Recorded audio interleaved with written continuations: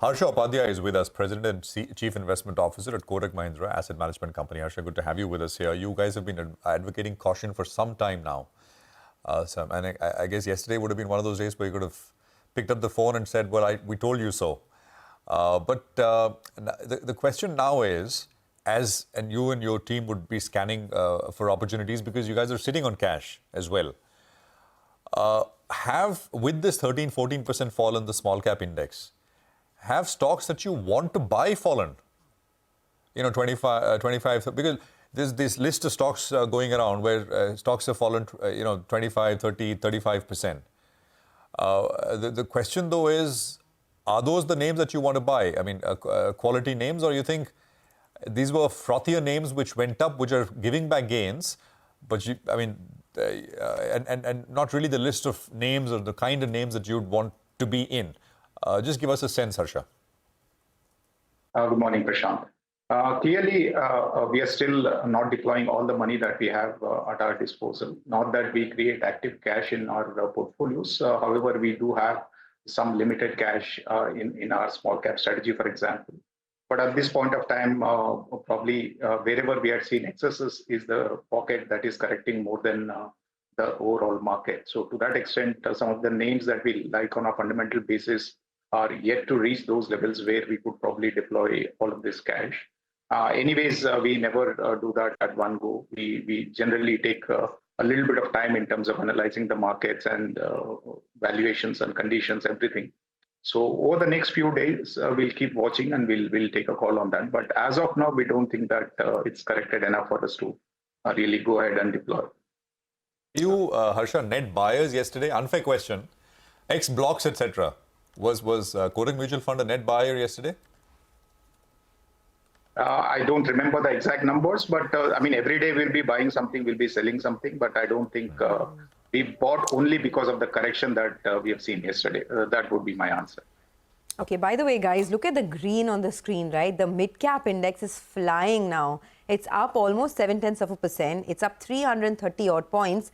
And it could be very volatile. And there's no two ways about that. It's not that the worst is over, but it's just that for now, the mid-cap index is seeing plenty of buying action. And a lot of names, right, in the broader markets. I mean, whether it's something like a JSW Infra, Olectra Green Tech, you have, if you just sort by larger markets or non-index large caps, you'll see there's a lot of buying. Adani Group stocks are seeing buying interest as well. Redington is up about 4%. Well, some bit of green on the screen.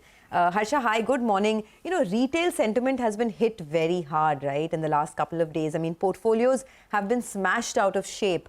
What is your advice to that retail investor who has waited patiently for 1 year, built on to his gains, and now is seeing all of those gains get eroded in the matter of a week? What's your advice to them, given that you've seen so many such cycles? Sonia, I don't think India growth story is impacted at this point of time. Economic growth continues to be very strong. Corporate fundamentals continue to be strong. The only issue with the market was the high valuations, and especially in the names where there was not sufficient liquidity or where the fundamentals were not really supportive. One should continue to remain careful even after this correction, I would say. But if your portfolio is well diversified and if it is based on the fundamental strength of those businesses, then these corrections are also part of the overall market movements, and you will be able to wade through this volatility. But just make sure that your portfolio is diversified and you are making a staggered and disciplined investments rather than putting in all eggs in one basket. Indeed. Hi, Harsha. Good morning. Before I ask you my next question, I just wanted to pull up a few stocks that have bounced up by close to 10% from the day's low. I'll just request my director to pull some of these stocks up. IRFC, you pull up the intraday chart out there. The stock was down close to 5%. Big bounce from the lows. SJVN, well, that one as well is up close to 11% from the low point of the day. So the intraday charts come up for you. Hoodco is the other one that got slammed yesterday. That stock as well is coming up. And these stocks are coming up on very, very large volumes, as well as IRCON. So some of these stocks are bouncing back. We'll have to see how long can they sustain. And the Nifty Bank, by the way, if you could get that 50 DMA with the Nifty Bank up for you, it visited the 50 DMA, and from there, the Nifty Bank has seen a bit of a bounce. And I think that's going to be a crucial trigger for today's trading session because it's taken support out there and it's moved up as well. And Reliance Industries is batting for the pulse. That's what I'm talking about. The 50 DMA, it touched it, and now, in fact, it's moved a little bit above those levels. Hi, Harsha. Good morning and good to see you in as always. Harsha, we have some news in terms of the auto stocks today with regard to that EV push. There's a bit of an extension, though some part of that subsidy has been cut down. What's your view on the auto space on the whole? And if you have a view on this EV theme, because it generated a lot of excitement in the uptrend. And now, in fact, maybe in the next 4 months or so, we don't know whether that'll get extended. And the subsidy as well is getting pulled back. So some of that excitement could be fizzling out. Your take? Nigel, on the EV part, I think still the jury is out in terms of what's going to happen. Not just the subsidy cut, but also there is a question mark whether EV technology is going to be superior or hydrogen technology, which is more viable, or the hybrid in between.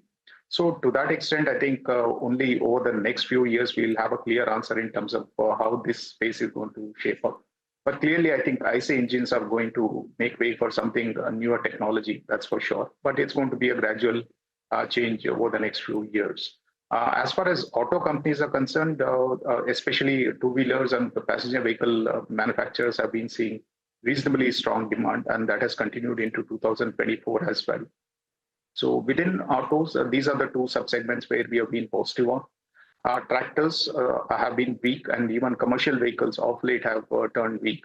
So those are the two pockets where we would probably be a little more cautious going ahead as well until we see signs of recovery in demand. You mentioned that there is no problem with the India growth story. It is only valuations that were concerning the street, and now some of that froth is coming off, right? Fair enough. But going forward, do you think that this could be a period of protracted pain for the market? That once the price correction stops, we could also get into a prolonged period of time correction, and that could be a bit frustrating for investors. Is that a base case scenario for you? Sonia, at this point of time, it's very difficult to predict how soon the correction is going to end, or how soon market is going to start an uptrend. But clearly, the momentum is broken. The market breadth, as we have been seeing over the last couple of trading sessions, has turned really weak, and that shows that there is clearly nervousness across the market. Whenever you see such kind of a phenomenon, especially at the market tops, it doesn't come back immediately. So to that extent, I think first we'll have to see some stabilization in terms of the market levels, and then probably some consolidation, and then a next move. So to that extent, probably it's fair to say that we are unlikely to really pull back into newer highs immediately. But what's the time frame? It's really difficult to say. By the way, market breadth is now almost 2:1, Yeah. advanced decline ratio, and as a signal, I mean, just to use, you don't buy the indices on small caps and large caps, small caps and mid caps, right? You buy individual stocks, but as an indication, we put out in the morning, the small cap daily RSI was about 24. Now that's very, very oversold, so maybe a bit of a bounce, etc. is possible. But I mean, it's all about stocks and what you own and what you don't own. Nigel was talking about IRFC, and just if there is any signaling effect, right, to take away from that. The top gainers are Railtel and Electra and Swan Energy and some of these names, right? Who got pummeled yesterday. Got pummeled yesterday. So Rico Auto, another one.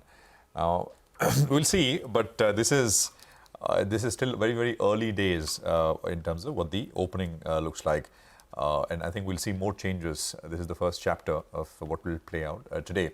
Harsha, in terms of themes and sort of opportunities, etc. What are you guys really looking at? I mean, let's just talk about hospitals for a bit, right? Quality healthcare is a real need, and hospitals have made so much investment. Everyone is expanding. But there was some news flow recently which took stocks down even before this mid-cap, small-cap fall, 10-15%. I think they're still there, available a little lower. Have you looked at that space closely, taken a call, sort of acted in any which way? Prashant, not in the recent times, but we do have a couple of positions in our portfolios, and we continue to remain positive on the overall theme from a medium to long-term perspective. Yes, in the recent times, we have heard some issues in terms of capping of prices and how that's going to impact profitability or even the capacity expansion going forward, etc. So yes, in the very short term, probably this will remain as an overhang until we see a clear trend in terms of what's likely to happen on the regulatory front. However, it's very clear that healthcare needs in the country are increasing, and there are only a few listed entities who are really in a position to really expand the hospital network. So to that extent, it's going to remain a clear theme from a longer term perspective. But yes, there will be intermittent hiccups and corrections along the way. What about city gas companies, Harsha? Again, another spot where some regulatory noise took prices sharply lower. Any thoughts? Prashant, I couldn't hear you completely. Can you please? City gas companies, city gas distribution companies, IGL, MGL. Yes, again, this space has seen some of those news recurring every now and then. And to that extent, I think on the same news, we have seen stocks falling many a times in the recent times. So overall, this looks more or less at the bottom, given the high return ratios and how our volume growth is likely to continue on a secular way for this particular set of companies. We are positive on this space overall in many of our portfolios.